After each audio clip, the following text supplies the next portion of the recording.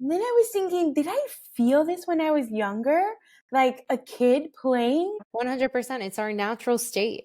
Like we have been tricked into thinking that our state is anything but joyful and loving. Like a kid is happy for no reason, no reason. And like, yes, there is time and place for deep work. It's some of the work that I do and the inner child and the exploration and the reparenting and the trauma work. Absolutely, there's a time and place for it, but there's a time and a place. It's not our whole life. Our state is to be joyful, and we have access to that state. And we can also live in that for extended periods of time and it not be us, being unaware. It could actually just be us being so aware that that's literally the substance that we're made of, which is love. This is the Space Whispering Podcast with Rainy, where we explore and design containers that whisper, you belong here exactly as you are. Lately, I've been experiencing this incredible expansion and feeling of love, which reminds me of many moments I had in my childhood. It took me a while to actually accept these feelings and not do what I usually do, which is numb them or say this is not the space for it. And it's not just romantic love, but it's this full body of aliveness that's almost overwhelming, to be honest.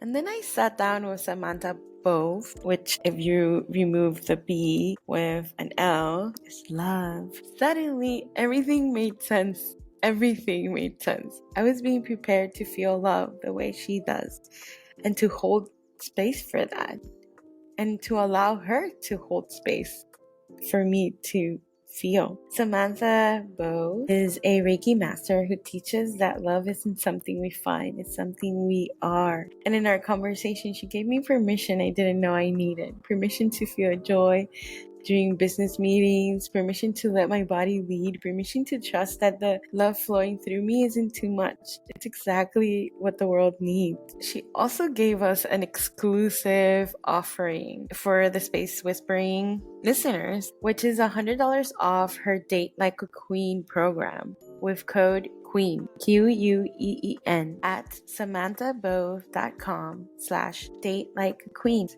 We are building a community of soulful whisperers and creators. Join us by subscribing, leaving a review, and following on Instagram at Rainy_. And if you're ready to transform your space into something authentically you, and if this episode inspired you, imagine the worlds we can create together. Book a discovery session at rainy.co. Download the freebie.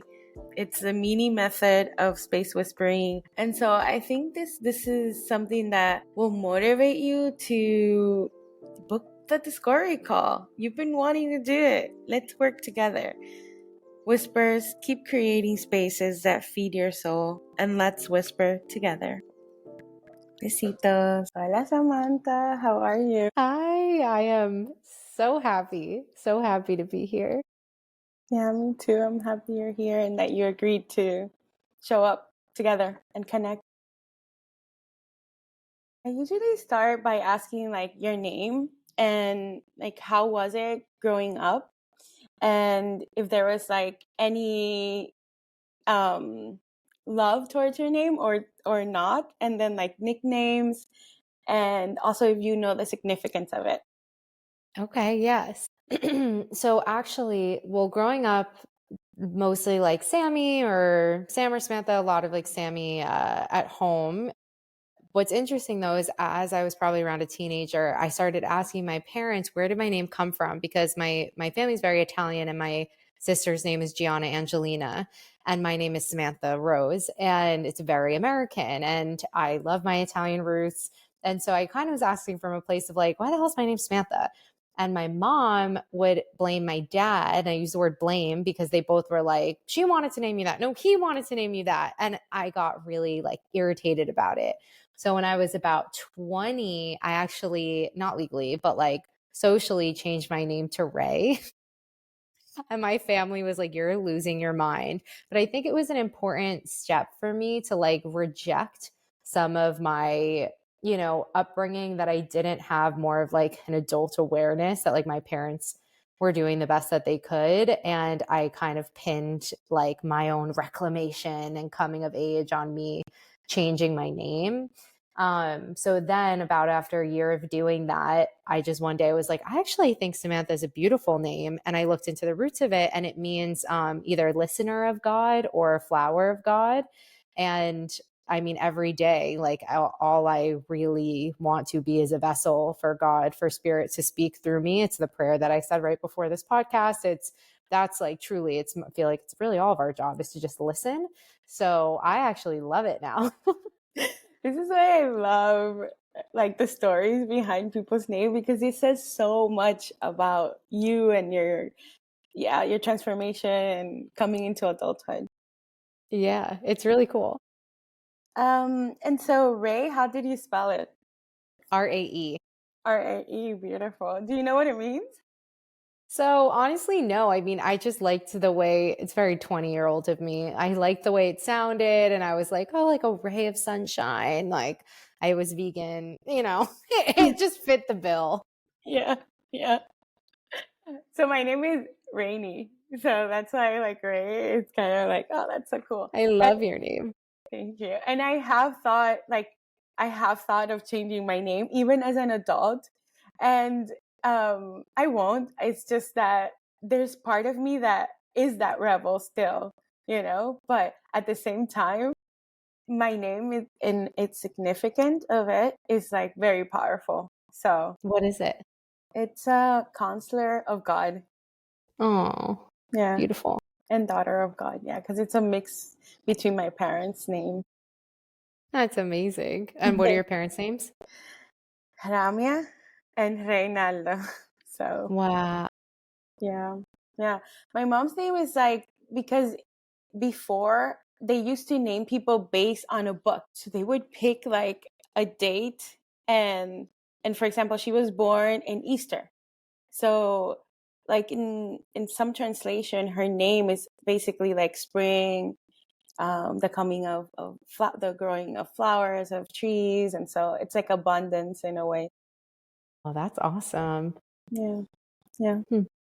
So I also want to know your story and how you have your offering that you're giving today. Like, how did that develop? And I think I saw one of your videos, and I don't remember how, on Instagram, and I was just, this woman has something powerful to share with the world, and I was just so attracted to your words, to how you show up in the world.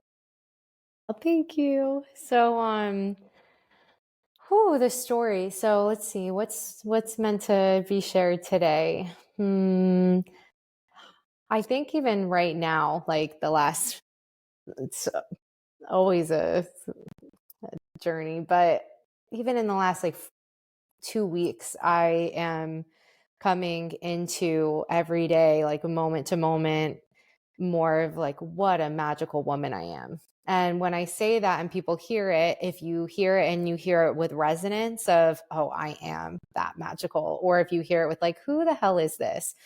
Both of you, please keep listening, because like we are that magical, but it's so easy to say like women are so magical and amazing, and women are this and that, or everyone is, or God's children are, whatever you say.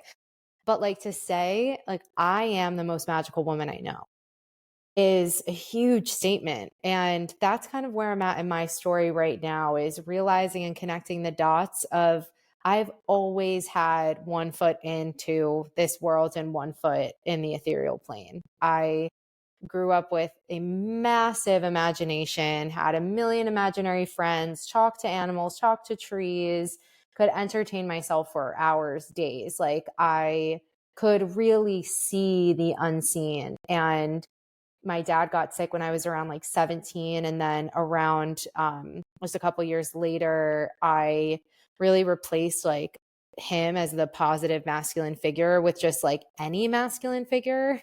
And that led me to a 5-year relationship with someone who presented as like a healthy masculine. But the closer I got, I'm like, oh, this is very toxic. It was like a projected safety, but there was no roots there of safety with him. And through that time between caregiving and being in a relationship with someone who just didn't have the capacity to like hold me in my gifts and like see me, um, I lost that spirit for quite some time. And it really wasn't only until a few years ago when I ended that engagement and my dad transitioned to an angel, and I really started to, out of desire to, one, connect with my dad on the other side and continue cultivating our relationship, and then two, gain the clarity and strength and conviction to leave that relationship, was I able to really realize and remember, oh, I've always had this ability to see the unseen. And now that's what I help women do, is like really see and believe in the things that they know in their bones, like the desire that they have to bring more love into the world, or to manifest a romantic partnership, or to like really like make money in a way that actually betters the planet and humanity, but they can't like physically see it yet. I help them develop the, the intuitive senses that sometimes it takes for us to actually believe in the vision and materialize it on the physical plane. So that's a little bit of it. Yeah, it makes sense. I saw that you were calling in like horses and they came towards you. And so you mentioned the word Reiki, so love, and you called it love. And I want to know how you connect with Reiki and how it keeps you expansive and connected. So I can't really think of anything more important on the planet, especially right now, with where like collective consciousness is and where it can be, and I believe like where it's headed, than learning how to lead with love, how to make decisions from a place of love over fear. And Reiki is the practice of learning how to cultivate love through your body. And my belief is that we come from this unknown place, which I call love. Like, we come from this soul plane, connected to source, to spirit. Most people you talk to, like, where were you before this? You can kind of feel like I was somewhere good. Like, I don't know where I was, but ooh, it was good. And then we come here, and my belief is the whole point of this is to remember where we came from, right? Because then we're going to return to that place when we die.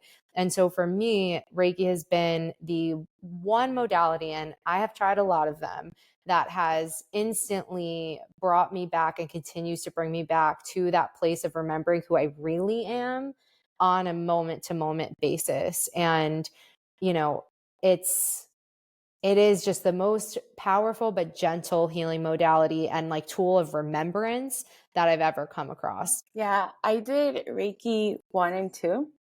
And that's when I understood through my teacher and the people that were in it, the power of connection and the power of the unseen. It was so real and it felt so real. And it was online. So it was like at the beginning of COVID in a way.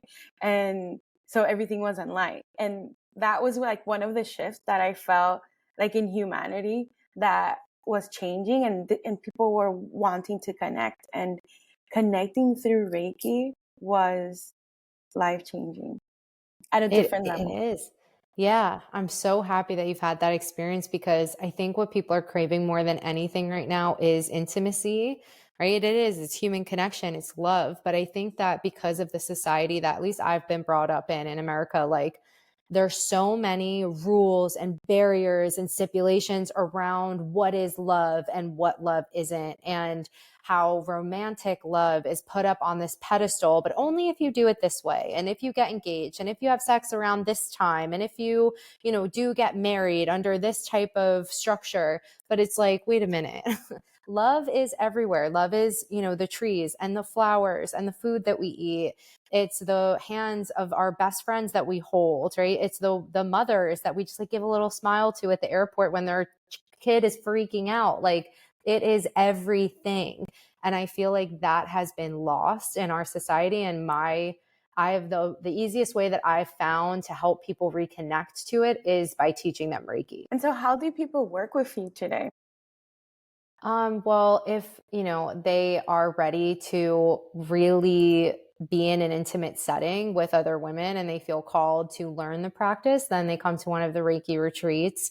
And so those are anywhere between 4 and 6 days. And some of them, depending on the location, are phone free and mirror free, which does help us to drop into the experience a little bit more. But no matter which ones you come on, you're going to feel like you are totally entering into a different universe, because it's an agenda free environment. Like everyone is there to like reconnect with the part of them that they feel is the most powerful, that they feel is the most true, that they feel is the most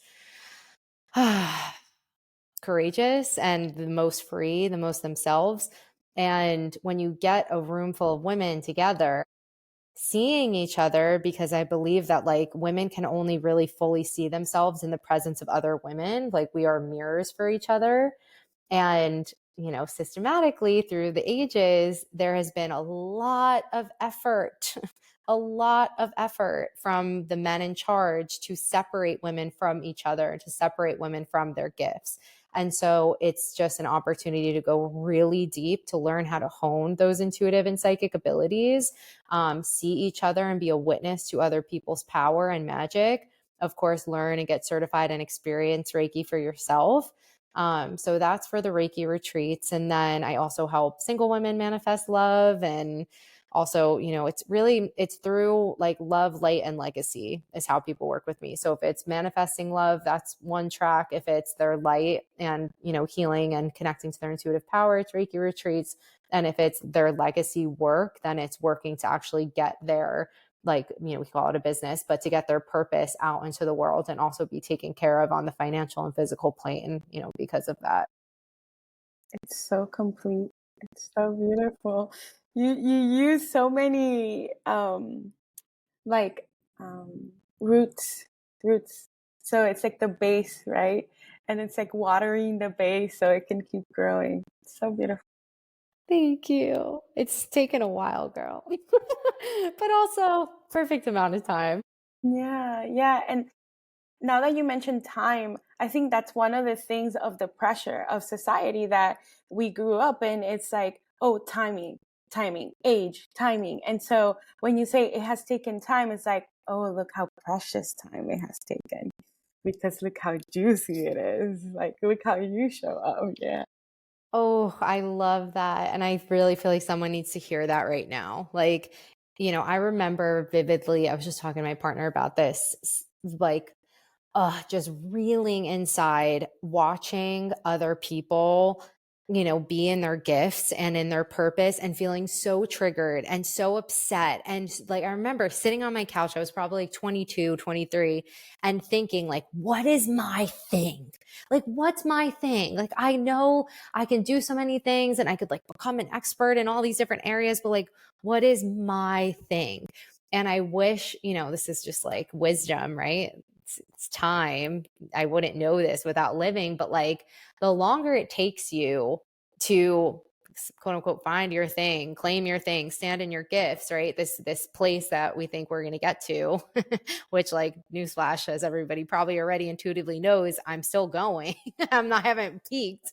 It's just going to be all that juicier when you get to actually start doing the work. So I love that you said that. Claim your thing. I like that too. Like claiming it because it's available. It's like your decision what you claim. So true. So beautiful. Also, just curious, you mentioned your dad. I feel like there's maybe also another moment in your life that maybe triggered something in you. Like I see you like expanding or screaming or like, but in like a fiery way that transformed you. But I could be wrong. I don't know. I see it that way. So, I mean, there's many of those moments, but, well, I don't know which one you're picking up on. So if you have any more hints, let me know. But one that's just coming to mind now really is when I ended my engagement. So I was in a relationship for 5 years and was engaged, and there was like the breakup moment, and he was like yelling and yelling and yelling over like it was like a nothing kind of fight, like so insignificant. And I was sitting there on the bed like looking at him yell, And it was a very fiery moment. And I actually was like very calm. And I could hear what I've called sometimes the voice of my dad, but I think it was just the voice of my intuition, because I think like our ancestors influence the voice of our intuition. So I think it's all of it. And it just said, honey, you can leave now. Like, your time here is done. And it was so calm and so clear. And I just stood up, took my engagement ring off, put it right there. I think I handed it to him. Yeah, I like put it in his hand, and I was like, I'm calling an Uber. Like, I'm done. This is done. And it was very difficult, obviously, to unravel like that amount of time with someone. But I just, it was completed. And I think like that's just something that a lot of people don't want to hear when I am in an intuitive mentorship container, is like that there will be a moment. And yes, you choose the moment, right? Like you do, like I chose, I was done, but also like you are gonna know. And like if you know, then you can make the choice. Like, so sometimes the choice comes first, sometimes the knowing comes first, but I would say 9 times out of 10, they collide. And it's just about having the patience outside of you being in like a dangerous or abusive, situation. That's a different story. But a lot of times they will collide, where the choice and the knowing adds up and they come together. And it's just your job to look. It was my job to look and see, like, what am I learning from this? How am I growing from this? Because I believe that once we stop growing and learning when we're in some type of trial, then our time there is done. Like, and we can go. So if you're asking yourself that question, like, and you feel like you're done, you learned what you needed, you're ready. Ascend.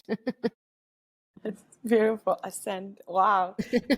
I so something similar happened to me, where the choice and knowing, the knowing came first.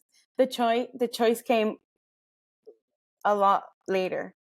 And it was almost like I made it without even being too conscious. But the thing is, like, when I made the choice, because my body was screaming at me to complete that relationship. And it's beautiful that you use the word complete, because it's almost like it's not an ending, it's just a new start. And so when you say complete, it's almost like, that's part of your life and that's part of your experience. And it almost feels like a little bubble, like, okay, it's here, it existed, but now it's a different reality. And so entering into that reality. But the thing that I encountered was that a few years later, so it was a long relationship. I was married 12 years, and I was, because we met in high school. So we were together for almost 12 years, and it was a long relationship. And there was no one in between or no other relationships. And so it felt completed, but there wasn't something that was like definitive of. But the thing is that people around us reacted very like, they were like almost offended by us separating. And what I encountered, because I ended it because I didn't want to live in New York. We used to live in New York, and I wanted more of, like, in that moment, I wanted a lifestyle in the ocean. And so I ended up there, and I've been asking for a different lifestyle for years, right? And it never happened. And so when I found this place, my body was like, would cry when I would like buy my ticket back to New York, and I couldn't. I wasn't capable to buy that ticket. And so the thing is, like, my life started developing in a way, and I started attracting so many people that were supportive of who I was in that moment. And to see that reflected back to me, and then see all the people that were like basically with the relationship and saying like, oh, it's my fault or whatever, like, oh, she did this, like, these things that weren't even real. And I like tuned everyone out, and I lived in this amazing life for 3 years, right? But after these 3 years passed, I think like all the grief and like shame and guilt, not regret, there was no regret because it felt completed, but that like came in. And that was last year. And so I don't know if that happened to you, if like something like that happened to you. But then that was last year that everything like came through. And I was just like almost like releasing a lot, even though I was already doing that process. But there was like that release. And so this year, I don't know what happened, but like something changed. And it was like something lifted out of me, like that guilt, that shame, and like it settled in, like, oh my God, like, yes, you did the right thing. And yes, but it took like a whole year, right? And hanging out with like my family as well, as a single person, because I didn't allow myself to really hang, like spend time with my family after that, because I was these 3 years in this little bubble with like friends that like elevated who I was. I mean, it's so a part of the process, like like what I'm hearing is like grief, and one of the best, grief for what you did do, grief for what you didn't do, grief for how long you stayed, grief for leaving at when you did, like it's just grief. And one of the best piece of advice I got when my dad passed was grief is not linear. And it is the truest statement ever. Like there are days where, and this is, I don't even know, I don't ever like to think about like how long in real years he's not been on this planet, but I think it's probably been like 4 or 5 years now. And there are days like randomly where I'm like crippled with grief, and I feel like he died this morning, and it's so real. And I had a similar experience, not in the sense that, well, yeah, similar in the sense of when I had like no after effect of the breakup. Like I had logistics to deal with, and he was like very upset and resistant. So I had like drama, but I didn't feel any regret, like not an ounce, because it was so complete. And that's not always how it is. That was my experience. But what was really surprising is that almost 2 years later, when my now partner and I got together, so much came up around grieving for the girl who tolerated such like breadcrumbs when I was like now feasting on love and being so adored and seen, and like remembering and feeling that woman who felt so invisible and so like happy with literal scraps of slop food. And I was so sad and like confused and mad and angry of like, how on earth did I let this happen to her? And, so that was a process of just like so much self compassion, which is like a learned skill set. And Reiki really helped, of like, that was a part of it. And that is how you learn to love yourself. And that is why you have such a strong intuitive yes and no now, because like you went through all of that time where you didn't honor your knowing. And I am so grateful that that happened. And it's not positive thinking. It's not spiritual bypassing. Wouldn't trade it for a second, because all of those years I knew from the first date that it wasn't my person. And I didn't listen for 5 years. So imagine how strong my knowing is now. The second something pops up, I listen, because I know what not listening can do. Powerful. Yeah. So I No see you. wonder.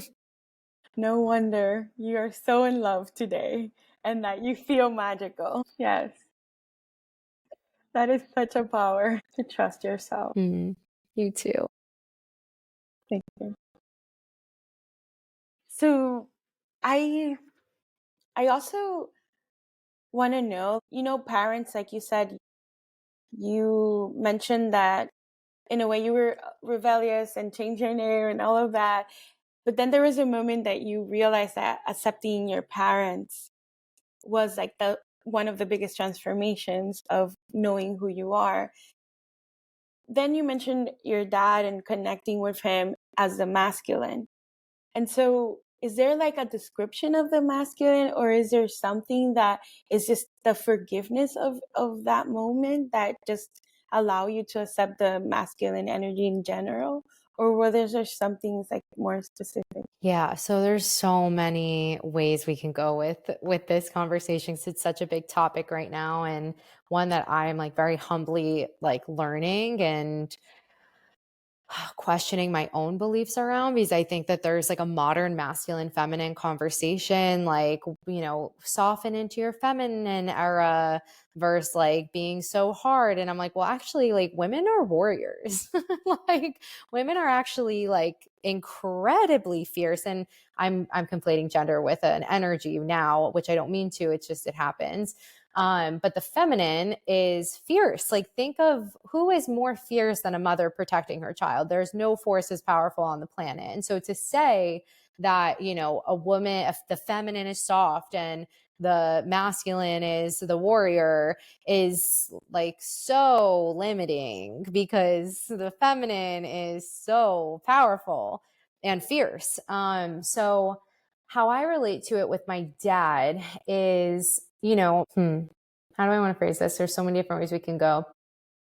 So, for better or worse, I think that I was raised in an environment where like my dad was the more typical traditional like masculine role of protector and of like everything's going to be okay kind of energy, like very unshakable, very grounded and protective energy and like steady energy.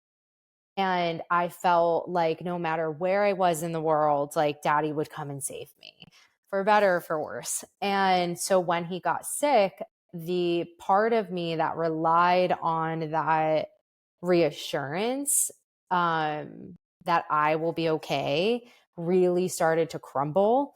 And there was this man that came in who from the outside projected very like traditional, like modern society, um, masculine traits like stoicism and like steadiness with emotions. But then behind the scenes, there was not actually any like strong roots there. There wasn't any like real stability there. And so it's a complex part of my story, but I think all in all, what it called me to do with my dad, like leaving around 24 and then me breaking up with my ex around the same time, it required me to develop the part of myself that was the underdeveloped masculine, that protector energy, that stability energy, that like I see the goal and I'm on it to completion energy. I had to develop that for the first time in my life in my later 20s. And it was hard because I'm very much more in my feminine. Like the feminine to me is like we're the vessel between worlds, right? So we're the portal, we're the bridge between heaven and earth. And with that, like if you're a little bit more in the ether, it can be kind of hard to do on the ground work like taxes. So, it required me to develop some wholeness of both parts of those energy and to be able to really like lay into my own arms and rest in my own protection, which I think is probably one of the best parts and the gift of being single, is that you really get to do that for yourself. So then when a partner, masculine or feminine, comes in and they have that protector, provider energy, it's just a cherry on top, because like, I know I can do all the stuff that my man does. Like, I know I can do it great. But when he does it, like, it's just a cherry on top, and I get to like flow a little bit more and be a little bit more of a fairy, and it's fun. But I know, like, I could handle it if I need to. It's fun and sexy too, I think. Yeah, totally. And to play with both energies. Like, he also likes a break from his masculine. Like, and I'm more than happy to step into that and take control and let him be connected to his feminine, because men deserve that. Like, they deserve to have that be expressed. So, yeah. I agree. Yeah. That is so, like, we don't realize that. And I think, like, in a moment when you're in a couple, at least in my experience, like, there's this thing like, oh, I need to step back and allow him to shine. Or yeah, and so, like, I don't know if it's because of the culture I grew up or the mixed culture I grew up, and, like, seeing that, I thought that was my role. I can relate heavy to that, having been in that relationship and now being in one where he's just like, take up the space. Like, you're magical. Go. And we can both fill it in our different ways. Yeah. So it's a relief for him and you. That's cool. Yeah. Yeah. To give each other permission to both be big and not feel like you're too much of it is, I think, the gift. That's like what the point of coming together is to, like, help people realize like you're not a burden, you're a blessing. Like, go be. You're not a burden, you're a blessing. Hmm. And so I want to go more into, like, what we talked about before starting, about, like, how my life has been transitioning since we agreed to do this podcast together. And I didn't realize it until today, like, before we started. And one of the things is that there's this big love happening from me from the inside out. And it's transcending or connecting with the body. And so I'll give you an example because this is crazy. I've had crushes in the past, but recently I met someone. So it's a very specific person that when I met that person, it was a business meeting. And so when I met that person, a male, I saw that person and immediately I didn't want him to be the person I was meeting, because there was something in me shifting in that right moment. But I had to be in the business. Yeah. So the thing is that basically we didn't do business because we were talking, like, he showed up in a way that's actually, he has a middle name, and like a fun kind of, like, and I felt in my feminine. And I felt like a woman. Like, I didn't have to act or even speak too much, or, like, but not in the way of, like I said before, like retreating. No, it was like being Yeah. the woman. And so after that, I started realizing that I was seeing my inner child and my woman, and I can distinguish both of them, or my teenager, or, like, I came, and I'm like, oh my God, this is the woman and this is the child. And, like, okay, let's let the child play, and go in the ocean and swim and play around with the sand. And it sounds weird, but it was like, I've never experienced that before, just by meeting one person. And so it gets more intense, because it's like I meet the person again before a formal meeting. And so he shows up super formal. And then I see the other part of him. So I met the, like, the playful, showing me his history of life, almost like a date. That's how my little brother called it. And then the second time is, like, powerful, right? Like, very assertive and knowing what he's speaking. And it was like two different person. I met two completely different person, but both persons I was attracted to. And so my energy, like, even my sexuality came out, like, and I felt more pleasure in my body just by existing, you know? It's not even about the person. This is why it's so weird. But yesterday on my walk, I usually have a walk, and the moon was still out. It was a sunrise and the moon was still out. And I received this message, like, be prepared. You're going to receive more love. You're going to receive more love. And I was in a coffee shop in a meeting, and I was just texting this person, and suddenly my whole body starts, like, prickling, and I I started being, like, playful, and, like, it was so much that I got dizzy. Like my whole body was dizzy. And I was like this in the coffee shop and like red just by texting. And so I don't have a conclusion because there's nothing between this person and I. It's just totally business. But the thing is how I'm showing up in life is changing. It's changing. Yeah. That's a beautiful thing. Well, and also too, you know, I would encourage you to get curious if you're open to it around the language around like, I couldn't be like this because I had to be business. There is this false narrative, at least for me, that I need to be anything but who I am in every room that I'm in. I want to be who I am in every single room I walk in, whether it's with my lover or my mother or a client. Like, yes, I'm going to have different expressions of myself in each of those. But for the most part, like the 90%, I'm Sam. Like, this is who I am. This is who I am. If you meet me on the street, if you're at a Reiki retreat, if you're a client, if you're a friend, if you're someone I have a sales call with and you don't buy anything, like I am me. I don't care, like, because I care so much to just be myself and love.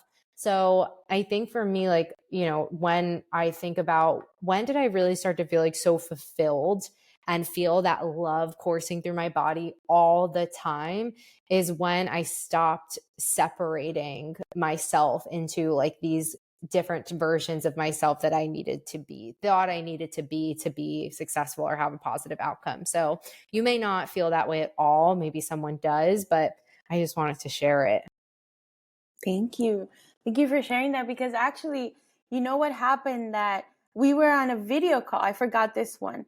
And the same thing was happening where I was feeling this love from the inside out. Obviously, it comes from me and I wanted to repress it and I didn't know how to. And it was a video. And so I was pressing my hands like this very tight. I'm like, what are you doing? Like, this is not the moment to feel this. And so, yes, there was restriction. Yeah.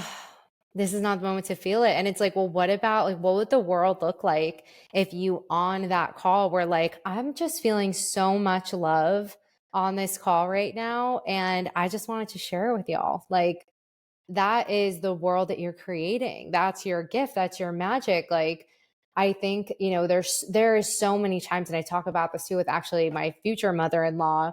And it's funny, her mother, I was with them recently and we were all talking about like just how good life is. And like, obviously we all adore my partner, their son and grandson, because he's just an angel. And, they were saying like, it's been hard for us to talk to our older friends because our life is just so blessed, like not just with love, but like with love. And it makes people uncomfortable and it's not always feels appropriate. And I just say, like, to hell with that. That's the point. Like, let's be the walking permission slips for people to talk about what good is going on in their life, like how much love they feel from the moon or from their partner or from this podcast episode. Like, more conversations around that, more awareness around what a blessing it is to be alive right now. Like, I'm here for it. And that's when the next day of that I was repressing that's when I was like with the sun and the moon and feeling both energies of, the sun representing like the masculine and the moon representing the feminine. And so in that moment when I was walking and I saw both of them, I did realize that I was repressing. And that was the answer. Oh, this is just a start. And in a way I did ask for forgiveness to my body because it's like it wants to experience this. Yeah. Yeah. Oh, that's amazing. I know, but it is weird though. I'm gonna say it feels so good but weird at the same time because then I was thinking, did I feel this when I was younger, like a kid playing? I think I did. It's just that, yeah. 100%. It's our natural state. Like, we have been tricked into thinking that our state is anything but joyful and loving. Like, a kid is happy for no reason. No reason. And like, yes, there is time and place for deep work. It's some of the work that I do, and the inner child and the exploration and the reparenting and the trauma work. Absolutely, there's a time and place for it, but there's a time and a place. It's not our whole life. Our state is to be joyful, and we have access to that state. And we can also live in that for extended periods of time, and it not be us, being unaware. It could actually just be us being so aware that that's literally the substance that we're made of, which is love. Wow. I'm speechless. So if you want to share anything else with us, please do. And let us know where we can find you and how we can find you and work with you. I'm so grateful. So I think I mentioned it at the beginning, but if you're interested in joining us on one of our women's Reiki retreats, just go to samanthabove.com/retreats. We have one coming up in October 1st through the 6th in the Amazon rainforest. It's called the Wild Women Retreat. I'm doing it with one of my friends, Maida. She has been an Indigenous rights activist, and all of these connections, you're not going to find on TripAdvisor. These are her friends, her family members that she's so graciously welcoming us, and we have just literally a handful of spots to come. So if you are interested, just head over to that page. That's Reiki Retreats. And then if you're a single queen looking for your partner, just go to samanthbove.com/date like a queen. If you use the code QUEEN for listening to this podcast, you have $100 off. And that literally answers every dating question you could possibly have, from how to meet, men who really want to lead in real life versus on the apps, to ghosting, to staying embodied in your feminine. Like, all of the things that have probably been plaguing you with dating are answered in that program. And truly, I think your single season can be one of the best seasons of your life. It really was for me. I'm very passionate about that. And then if you're interested on the legacy side, like what you're birthing, what you're bringing into the world, I always have one-on-one mentorship as well for really any of the spaces, from intuitive development to manifesting love, or building out what it is that your legacy is going to be through your business, through your work. So all of that you can find really most easily, usually just by messaging me at samantha.bove on Instagram.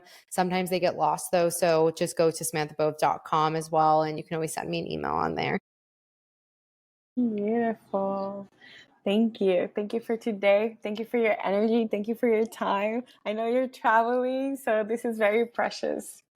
Thank you, sister. Thanks for having me. Thanks for listening, everyone. Hope to connect with you soon. If you enjoyed this podcast, please let one of us know. It's one of the best ways to build intimacy, with other women. Let us know if you're resonating, if you feel, that you're being reflected in our love, and just very excited to connect. Thank you. Thank you so much. Space Whispers. Thank you for spending time with me today.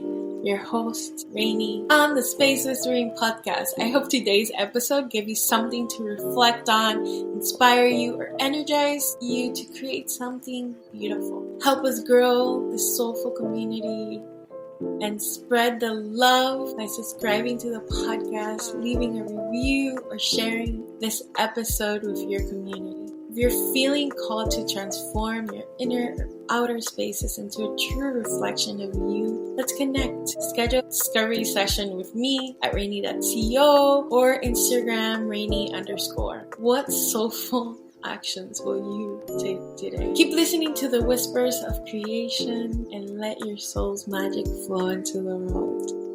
See you soon. Besitos.